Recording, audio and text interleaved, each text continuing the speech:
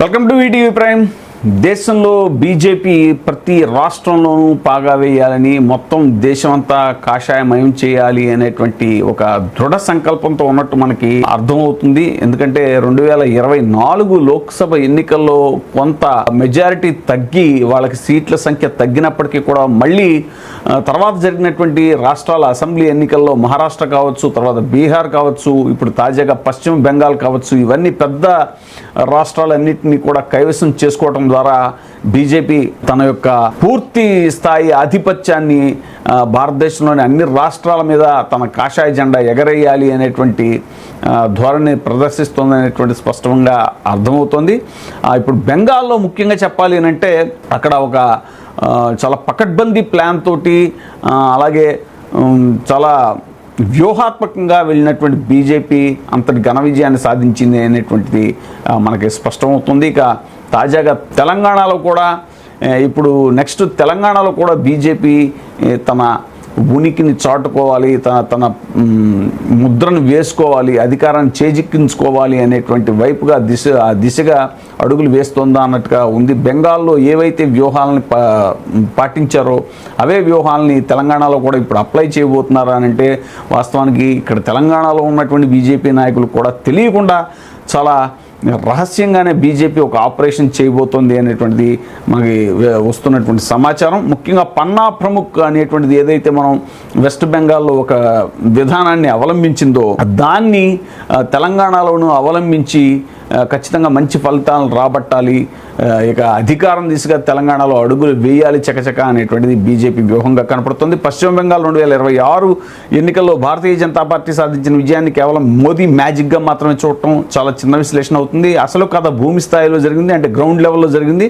BJP అమలు చేసిన అత్యంత శక్తివంతమైన ఎన్నికల వ్యూహం పన్నా ప్రముఖ్. పన్నా అంటే ఓటర్ల జాబితాలో ఒక పేజీ. ఆ పేజీలో సాధారణంగా 30 నుంచి 60 మంది ఓటర్లు ఉంటారు. ఒక పేజీ బాధ్యతను ఒక కార్యకర్తకి అప్పగిస్తారు. అతడే పన్నా ప్రముఖ్. ఈ వ్యక్తి పని ఏంటంటే కేవలం ఓట్లు అడగటం కాదు, ప్రతి కుటుంబంతో సంబంధం పెంచడం, వారి సమస్యలు తెలుసుకోవడం, ప్రభుత్వ పథకాలపై చర్చించడం, ఎవరు బీజేపీకి అనుకూలం, ఎవరు వ్యతిరేకం, ఎవరు డౌట్లో ఉన్నారు, ఇవన్నీ తెలుసుకోవడం.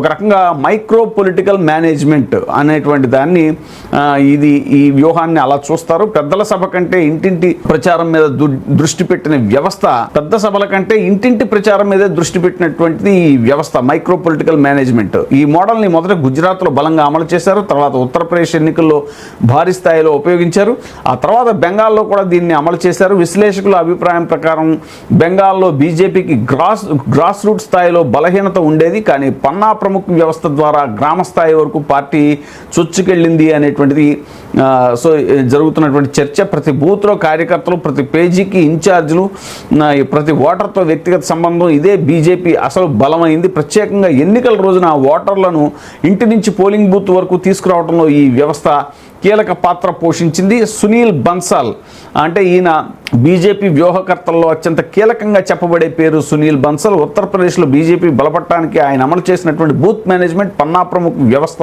అనేటువంటిదే పెద్ద పాత్ర పోషించింది అని రాజకీయ విశ్లేషకులు చెప్తారు. అమిత్ షా టీంలో కీలకంగా పనిచేసినటువంటి బన్సాల్ ఎన్నికలను కేవలం సభలుగా కాకుండా డేటా యుద్ధంగా చూడటం అనేటువంటిది గొప్ప ప్రక్రియ. ఎవరు ఓటేస్తారు, ఎవరు వేయరు, ఎవరు అసంతృప్తిగా ఉన్నారు, ఏ ప్రాంతంలో ఏ వర్గం ప్రభావం ఎక్కువ ఉంది అనేటువంటి డేటా ఆధారంగా ఈయన అధ్యయనం చేయటం, ఆ మోడల్ని బెంగాల్లో కూడా అమలు చేసి మంచి ఫలితాలను సాధించారు అనేటువంటిది ఇప్పుడు రాజకీయ వర్గాల్లో జరుగుతున్న చర్చ. ప్రత్యేకంగా బూత్ కమిటీలు, సోషల్ ఇంజనీరింగ్, వలసదారుల ఓట్లు, మహిళల ఓట్లు, హిందూ సమీకరణ, వీటన్నిటిని సమన్వయం చేసి ఆ వ్యూహంలో అంతటి పకడ్బందీ వ్యూహంతో బన్సల్ టీము ప్రముఖమైన పాత్ర పోషించింది బీజేపీ విజయం, బెంగాల్లో బీజేపీ విజయంలో అనేటువంటిది బీజేపీ వర్గాలు కూడా చెప్తున్నాయి. దాదాపు 15 ఏళ్లుగా అధికారంలో ఉన్న తృణమూల్ కాంగ్రెస్ పైన సహజంగానే ప్రజల్లో వ్యతిరేకత పెరిగింది. ప్రతి దీర్ఘకాల ప్రభుత్వానికి కూడా ఎదురయ్యే సమస్య బెంగాల్లో కూడా కనిపించింది. స్థానిక స్థాయిలో సిండికేట్ రాజ్, కాంట్రాక్టులపై ఆధిపత్యం, స్థానిక నేతల అహంకారం, అవినీతి ఆరోపణలు ప్రజల్లో తీవ్ర అసంతృప్తిని పెంచాయి. ప్రత్యేకంగా యువతలో ఉద్యోగాల కొరత అనేటువంటిది పెద్ద అంశంగా మారింది. దీదీ పాలన మార్పు తీసుకొచ్చింది అన్న భావం నుంచి ఇంకో మార్పు అవసరం అనేటువంటి దిశగా ఓటర్లు మళ్ళారు అనేటువంటిది వచ్చినటువంటి ఇది. సో ఈ మార్పును ఏదైతే ఉందో ఇప్పుడు దాన్ని కరెక్ట్గా అందిపుచ్చుకున్నారు ఈ పన్నా ప్రముఖ్ వ్యూహం ద్వారా. మమతా బెనర్జీకి మహిళా ఓటర్లు ఎప్పటి నుంచో ప్రధాన బలం, కానీ ఈసారి అదే వర్గంలో మార్పు కనిపించిందని రాజకీయ విశ్లేషకులు చెప్తున్నారు. ఆర్జీకర్ మెడికల్ కాలేజ్ ఘటన కానీ ఇంకా అలాంటి ఘటనలన్నీ కూడా మహిళల్లో భద్రతపై ఆందోళన పెంచింది. బీజేపీ దీన్ని రాజకీయంగా బలంగా వినియోగించుకుంది. అదే సమయంలో మహిళలకు టీఎంసీ కంటే ఎక్కువ ఆర్థిక సాయం అందిస్తామని కూడా హామీలు ఇచ్చింది. ఇలా రకరకాలుగా బెంగాల్లో ముఖ్యంగా ఈ పన్నా ప్రముఖ్ అనేటువంటి ఈ వ్యవస్థను ఇప్పుడు బెంగాల్లో ఏదైతే విజయం సాధించారో ఆ వ్యవస్థ ద్వారా ఇప్పుడు దాన్ని తెలంగాణలో కూడా తీసుకురావాలి అని బీజేపీ ఆల్రెడీ సన్నాహాలు చేసినట్టు, దానికి సంబంధించినటువంటి వ్యక్తులు ఆల్రెడీ ఇక్కడ స్థానికంగా ఉన్న బీజేపీ నాయకులు కూడా తెలియకుండానే ఆల్రెడీ వాళ్ళు ఆపరేషన్ మొదలుపెట్టారు అనేటువంటిది కూడా విశ్వసనీయ వర్గాల ద్వారా అందుతున్నటువంటి సమాచారం. చూద్దాం, ఇక బీజేపీ అప్రతిహతంగా వెళ్తున్నటువంటి ఈ జైత్ర యాత్రకి మరి దాదాపుగా ఎప్పట్లో అయితే ముగింపు అనేటువంటి అది పెట్టేటువంటి ప్రత్యర్థి అయితే కనుచూపు మేరలో కనపడట్లేదు అన్నట్టుగా ఉంది పరిస్థితి.